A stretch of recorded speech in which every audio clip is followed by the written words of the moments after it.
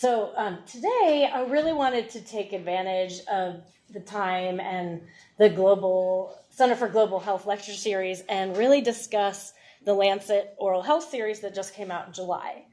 So this was a recent publication that is really the first of its kind. Is anyone familiar with this? Did you see this at all, besides if I sent it out? Did any of you guys in the medical side see this? Do you read the Lancet occasionally?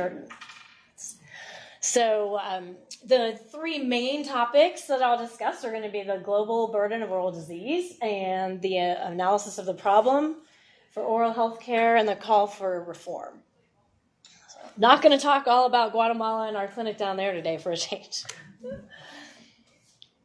So here, it even made the cover. Everyone was really excited about this because oral health is rarely showcased or highlighted in a medical arena or medical journal such as the Lancet. So it's really generating a lot of buzz and enthusiasm in our field because the Lancet did choose to highlight it as a series, not just publish one or two articles.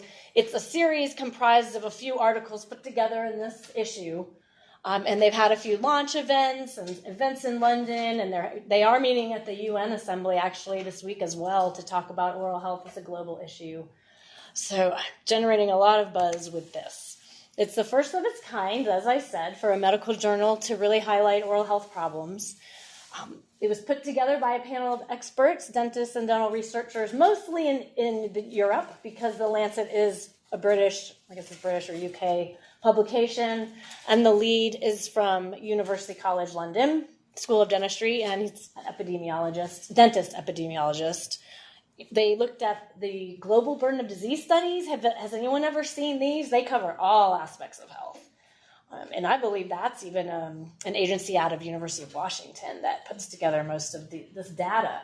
Really comprehensive and amazing. So they've been doing oral health as well. So a lot of the statistics that are in this series are based on the global burden of disease studies that have been done through the years. And of course, a sweeping literature review of everything. So talk about the global burden of disease first. Here's the first article in the series. This is the name of it. There's a few articles that make up the series in that one issue. And this is the big statistic of the day. 3.5 billion people globally, they estimate, are affected by oral disease. So you can imagine, what is the global population? Does anybody know? 7 million? 1 billion? What? 7 billion. 7 billion. Right, I said million, didn't I? So at least half of the population of the world is affected by oral disease. So that's really, really prevalent. And actually what that also means is that untreated dental caries and permanent teeth is the most prevalent health condition out of virtually everything. So we have to start looking at it this way in amongst the list of medical problems as well. Not just it's an oral health issue and there's medical issues. Like, we need to integrate them more. That's one of the focuses of the series. It focuses on the three main common oral diseases: dental caries, everyone knows that's good old cavities; periodontal disease, also known as gum disease; and oral cancer.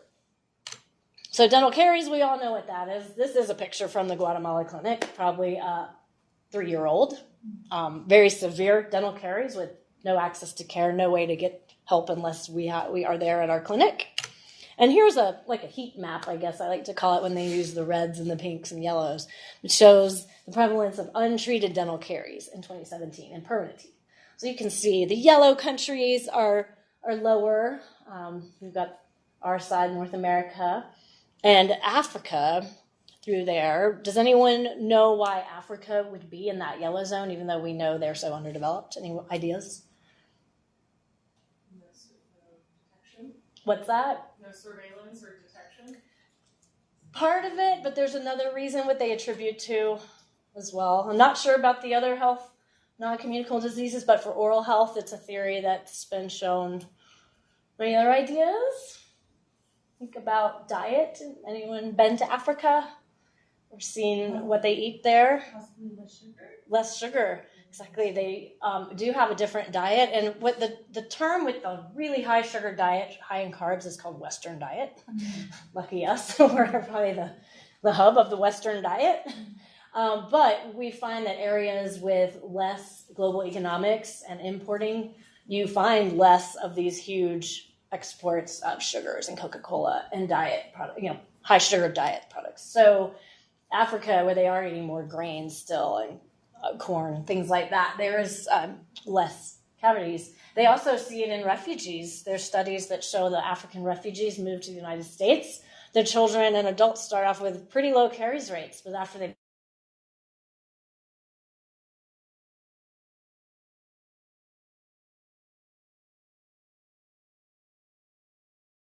So just an interesting thing to show in this map. I thought it was interesting that France and Spain were so, like, yeah, that's my kind of country right there. So periodontal disease, again, so you want to think, to keep it simple, major cause of tooth loss. So if you think periodontal disease, you're not sure what that means. Yes, it means microbes in your mouth, underneath your gums, destroying the bone, the support system, but what it leads to ultimately that we know is tooth loss, edentulosum, tooth loss, especially in adults. And that's a major cause of tooth loss and lower quality of life for adults. So, and this presentation I almost wanted to call, Did You Know? Because when I was making it, there were so many things that I learned that I was like, did you know that 158 million people have completely no teeth in the world? Completely edentulous. I mean, that's a huge number. And if you use your empathy, imagine if this were you. I mean, we don't know what it's like. Thankfully, maybe some of you have experiences. I don't know. But I don't. Personally, growing up in the decades I did, we had good oral health care, good fluoride prevention, and I have all my teeth, but I haven't lost any teeth except for orthodontics, of course. Get them straight. It's a totally different topic. But losing teeth because of pain and infection, and then not having these teeth and function, and having no teeth, these dentures, while we make them in our field, they don't fit well. They're not the best thing. So this is not a situation that really improves your quality of life. It is hard to eat and hard to function with a full set of dentures. It's gravity alone. Think about the top denture. Sometimes there's not much to hold them up. They do have a lot of advances with implants now, implant-supported dentures. We can use those in the United States and other more developed countries more readily, where you place a metal screw implant and it will hold on to the denture. But in large parts of the world, this is unavailable, not an option. Oral cancer. We don't think about this one as much. It doesn't get as much publicity, I guess you would say. Michael Douglas did bring some publicity to it recently. He had esophageal cancer and it was kind of in the news. But other than that, you don't think about it, hear about it too much, because the other cancers are prevalent. But it's actually a pretty high prevalence rate of oral cancer in the world. And you think about the huge disfigurement that can happen after you have to resection oral cancer and large tumors, and it is life devastating for these patients. We know around the world, oral cancer rates are really high. It's the number 2 most prevalent in Myanmar, previously Burma, we like to call it. Second only to lung cancer. And we know that there's risk factors directly correlated to these, lung cancer and oral cancer, namely tobacco and alcohol use. And then areca nut as well. So you guys familiar with areca nut, also called betel nut, in parts of the world are used at such high rates, leading to high oral cancer rates. Tobacco, of course, and tobacco and areca nut together is used quite commonly. So in India and Sri Lanka, it's actually the number 1 cancer that causes death in males. So that's a pretty high statistic. So one of the issues we face that may not occur with all the other non-communicable diseases is that it does cross the whole entire lifespan. Makes it very challenging to battle this illness. So you've got a 2-year-old. This is from our Guatemala program. A 2-year-old completely lost his baby teeth to decay and disease at 2 years old. And these teeth have only been in there a few months, 6 months, a year, 2 years, not even 2 years, keep in mind. And then again, the edentulosum issue in older adults. That's really serious. In children, we know that caries rates are 5 times more likely than asthma, and you know, if you're in the medical field, how common asthma is. So we're thinking dental caries even more. 30%, 5 to 30% reporting toothaches around the world, and this does match our findings in Guatemala. When we did a school screening in 2014, when we started the clinic, our children were right around that for about 150 children at the same percentage of toothaches they self-reported. And we did have a 96% caries rates.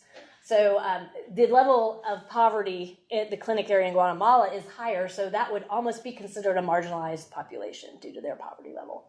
So they're even higher than the 90% that you see. We know that we take young children for care with general anesthesia quite regularly here in the United States and other Western countries, but it's very expensive. You guys know how expensive it is to operate the OR? Well, a typical rehabilitation case for a 2-year-old, 3-year-old is going to be $5,000 to $7,000. We do have pretty good coverage of that. Medicaid covers costs of anesthesia and dental care for children here, so it is state by state, but it tends to be fairly good. So that's a good thing that we have, but most countries don't have that. Don't have public insurance like that. In Canada, they looked at studies, 30% of all the day surgeries for children less than 6 were for the teeth. That to me is a huge, this is like, did you know? This is like, oh, that's a huge statistic. I didn't even know. That's a lot. And this is largely unavailable in the lower middle income countries. So those pictures that I showed you of the children, they can't go to general anesthesia to get their teeth taken care of.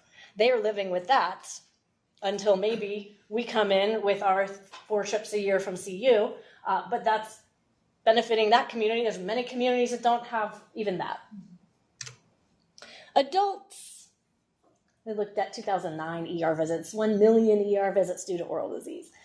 The problem here is that the ERs are not staffed and capable of handling them. They are medical providers there. There's really no dentists in the ER.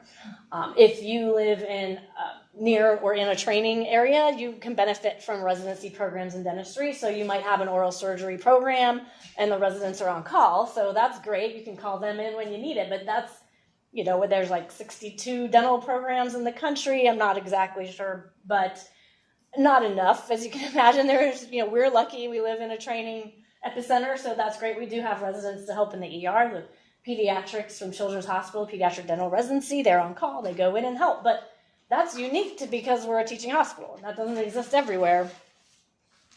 And then I could do a whole other session on low quality of life. But I won't go into that right now. And again, the marginalized populations have it even worse than anything that we're talking about today.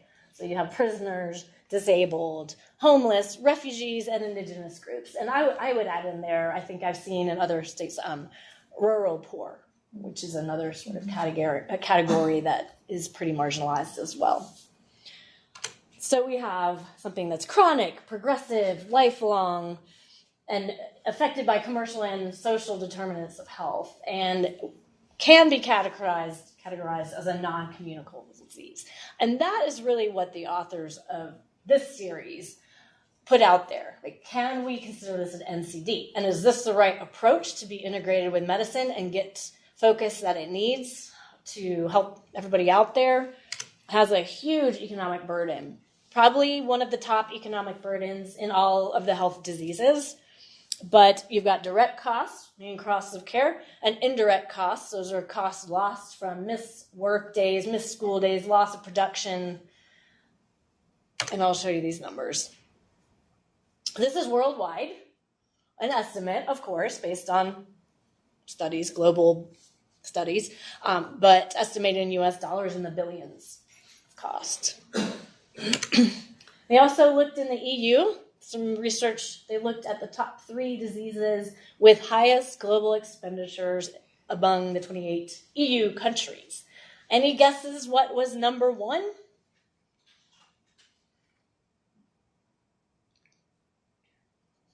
Nobody? Just throw one out there. What's that? The disease with the highest health expenditure. Yeah, like what disease state costs the most to treat? Cost, direct and indirect costs, do you think? Caries? No, but that was a good guess. Diabetes, very big, of course. Number 2? Cardiovascular, I would have thought that would have been number one, but diabetes is actually number one in this EU study. And then third, oral disease. So that's really tells me what kind of a problem we are dealing with in the global scale of this problem. So then they did an analysis of the problem. How is this happening? Why is this happening? How has this been neglected on such a global level for so long? It's not really integrated with healthcare. When you read NCD lists, do you see oral health, oral diseases on there? I'll ask the medical people in the room and public health people. Edwin? Dr. Asturias? Not really. There are some, sometimes in the WHO, they do include it, but largely you look at medical or, publications, research efforts, they don't include oral health in the mix. And it's because we're sort of broken out into two distinct areas, medical and dentistry, medicine and dentistry. This goes way, way back. This is not a new issue. There's history on how medical and dental splintered off. And I won't go into that, but it does sort of contribute to what we're facing now, I think most of us would believe. So this is the article number 2 in this series. So if you're interested in reading these later, you can recognize the titles. And they go into the analysis and call for reform and recommendations. What can we do now? We know social determinants of health. They have been studied and studied and studied, almost everything.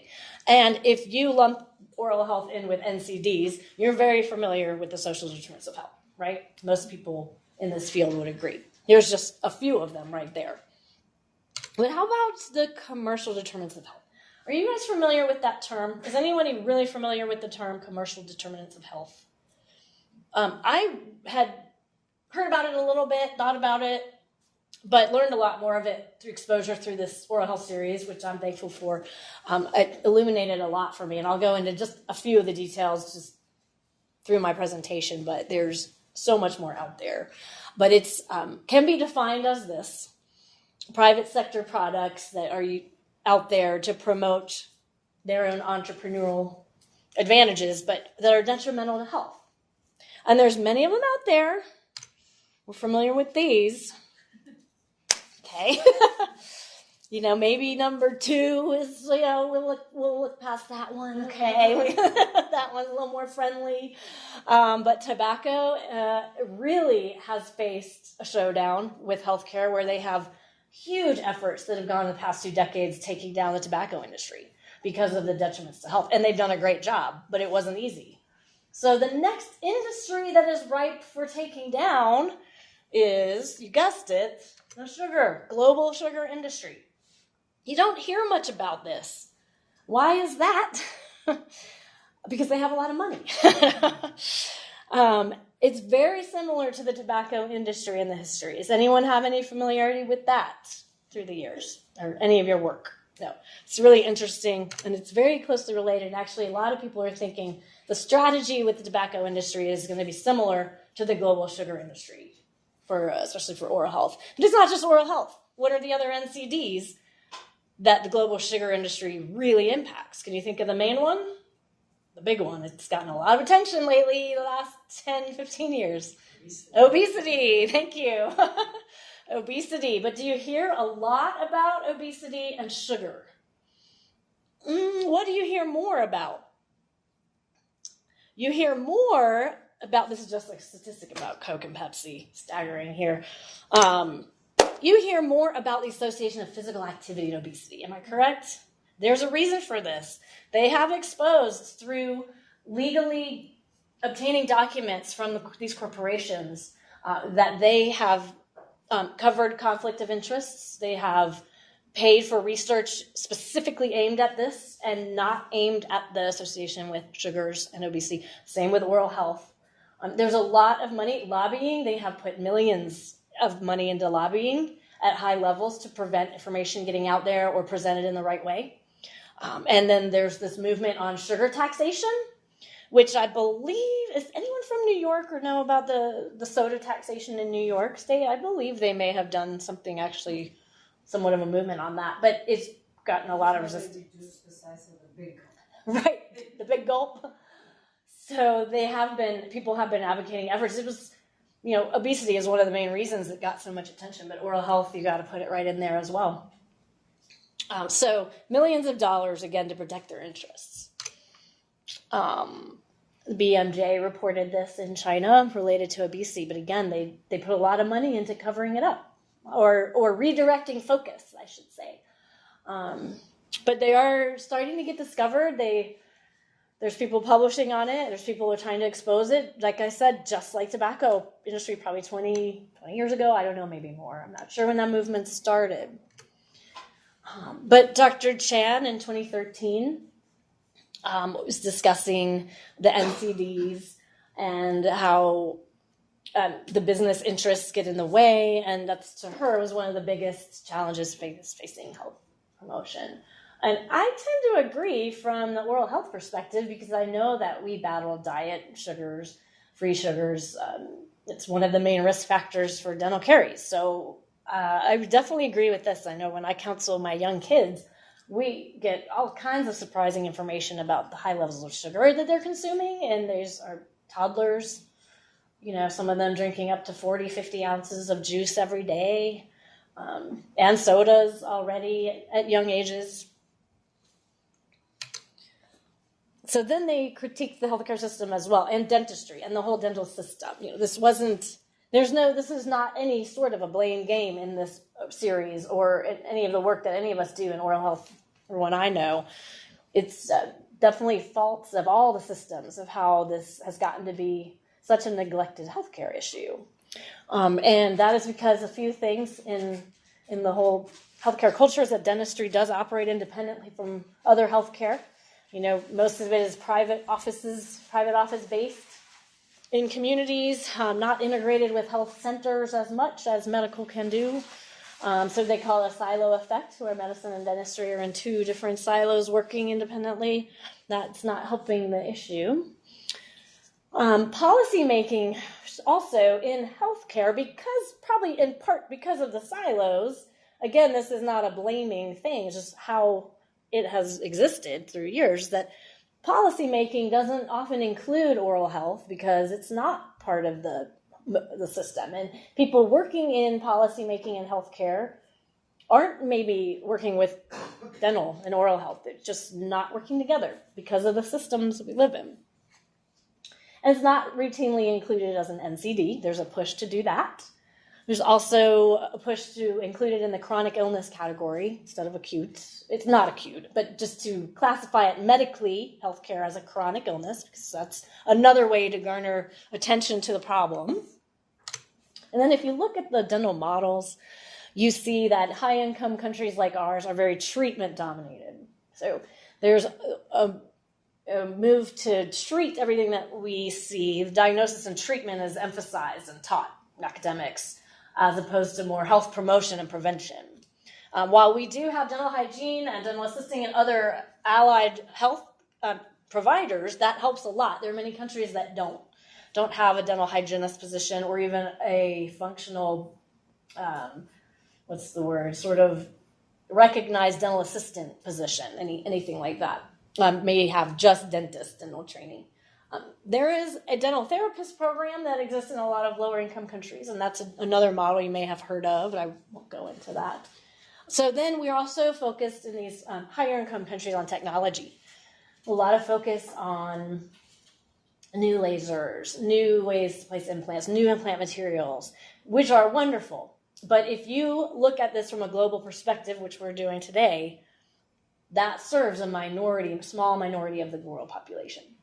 But a lot of the resources are going into these things in the high-income countries. So this is a system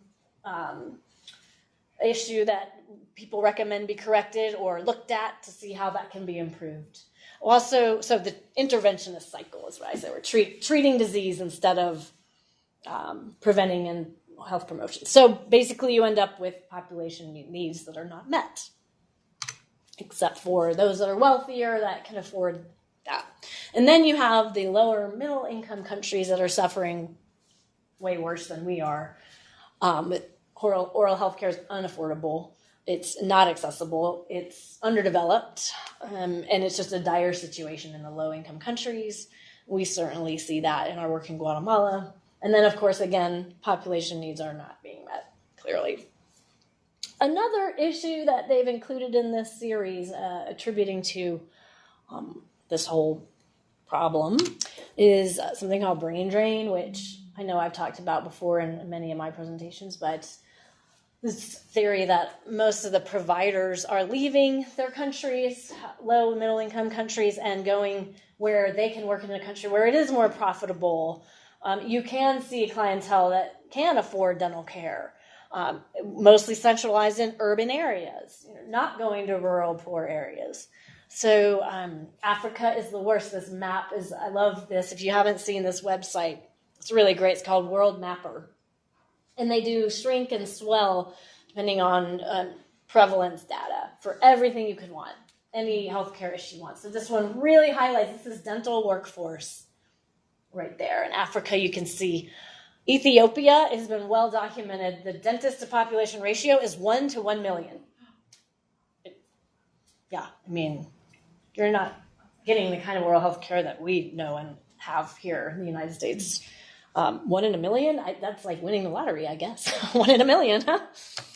So the paper then calls for major reform, and they emphasize it really strongly. And it's really great because they have the backup of the Lancet and all the physicians, everybody working at the Lancet and the editors, and many, many industries. They had nonprofit organizations behind this. They have the obesity researchers behind this, so the NCD teamwork. They had put together a really big team and stakeholders for this series, and it's really impressive. And I haven't seen anything like it before. But some of their action items were, number one, try to aim oral health and general health. And I will say here, I always pay my thanks and respect to Dr. Astorius. I think at the Center for Global Health, we do a great job of that. I've always been included and felt like we are a part of the global health mission, and not a lot of places do that. So I really appreciate that from you guys. Yeah. Do you think there needs to be more integration at the education level? Because you touched on that earlier, like when we separate these two, schools of thought. Mm-hmm. But I know there's a lot of effort to integrate cross-disciplinary, disciplines. Yep. Is there any effort kind of in the American medical system to be more comprehensive in that way, or?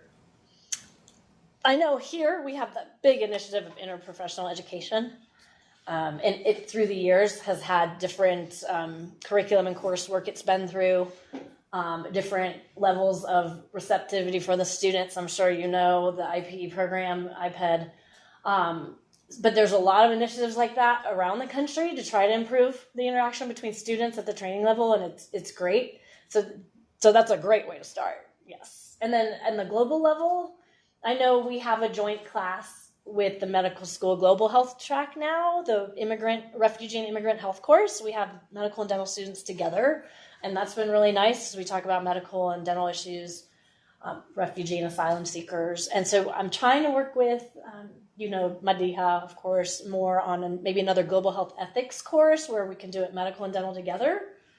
But the answer is yes. We probably should do more of that in a lot of academic institutions. But again, I think we are on somewhat at the forefront of this with our iPad curriculum, and our Center for Global Health has been always welcoming, inviting, working with us, felt a part of that team. So it's kind of like everything, everything can always have some improvement, right? So I know the iPad program could probably do more somehow. I don't know enough about the program, but I know our dental students feel like it's very medical based. They feel a little left out or not, like it's not as applicable, right? So how do we make iPad really leading to trainees coming out and integrating more?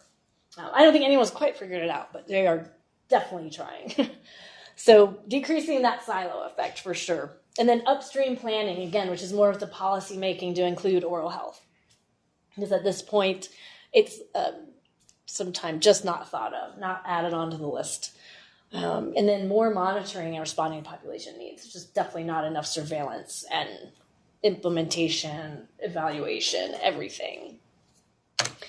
Also, really, they want to target the sugar industry. This is a big item on their list to do, much like tobacco. I think it will be a great movement, and it benefits all kinds of NCDs and population health, not just oral health.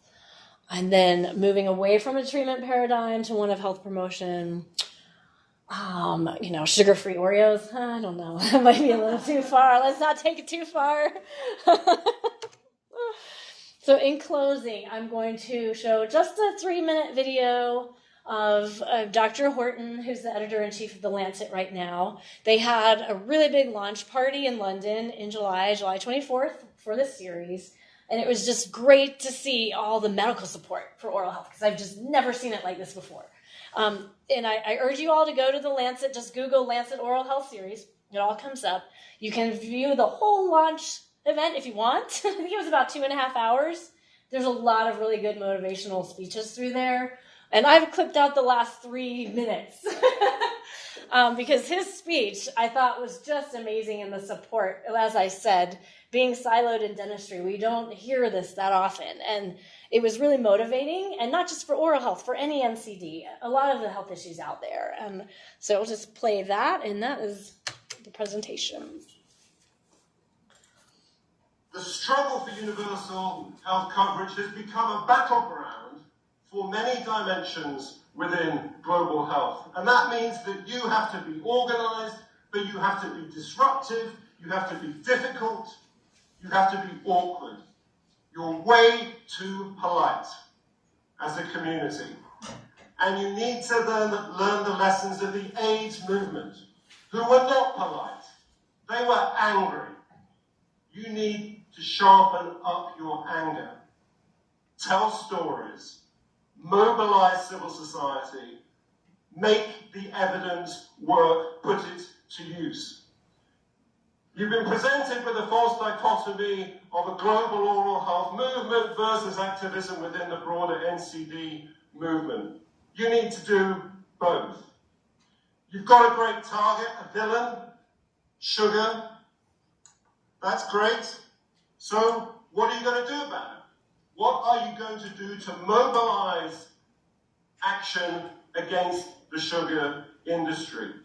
It's a very, very powerful trope to bring together your fragmented, isolated, and hitherto weak community to make an impact in that area. The scope of the reform for your own discipline, though, is huge. Education, training, services, prevention, public health, research, leadership, governance, public-private vision, philosophy, the very meaning of oral health are all dissected in these 2 papers and in the discussion this afternoon. So where are you going to start? What's your plan? That I haven't heard yet. We've got these 3 opportunities of universal health coverage, sugar, and the need for your plan. But we simply can't walk out of this room, go up the stairs to the reception, without thinking about what that plan has to be. There has to be an afterlife to this series. There has to be something that follows it. So here's our pledge. We need to think of today as a beginning, not an end. If we're really going to create this movement around oral health, then let's create this coalition. The best picture in this booklet is the picture of all the logos of the participating academic institutions. Let's add partners to this page. Let's build that movement through partnership and a coalition. We will help you build that platform. It's been suggested there should be a commission. We have lots of commissions at the Lancet. If you want to work with us to build a platform, a commission, to think about how we take the messages of this series forward and build that movement, we're there with you, at your side, fighting this struggle. So let's start. Thanks to all of you. Thanks to everybody who's enabled us to be here in this wonderful room. It's the beginning. Let's fight! That was a really nice closing remark, I think, from a physician and editor of the Lancet for oral health support. So I just get goosebumps when I hear him talk about that, because we don't see that often. So like I said, it's a really kind of landmark event to have this series, and we really hope it gains traction and gets people interested so this oral health problem can be addressed and solved for the millions, billions of people globally that are affected by this. So any questions or any discussion that you'd like to have related to this topic? Regarding sugar. Yes. I grew up around the world, and including Mexico, Mm. and I didn't expect to see the oral health there be as high. In the yellow area? In the yellow area. I as well when I saw Right, that. right. But regarding sugar, I had to write it down. My question. So, not only talking about like research and that kind of stuff that they're, putting out that makes sugar seem less dangerous than it is. Ad campaigns geared towards populations of color and children. Yes, specifically Mm-hmm. children Mm-hmm. and that kind of thing. And here in the United States, but then also around the world. And like, it's just. It's fascinating, isn't it? Yeah. You know when you go to the cereal aisle, they Yeah. put the sugar ones on the bottom as you go up so children can see those. So this is, again, commercial determinants of health, Right. where industry is driving something that's not good for our health. Right. And you see it with the cute polar bears from the Coca-Cola at Christmas time. They're adorable. Kids love those. That is attention getting. I've been to some areas kind of really remote in the world, and I have seen Mars Corporation out there, sugar products, and Coke, and I'm just baffled, like, how the export world do they get here? That's like, how do you begin to address it?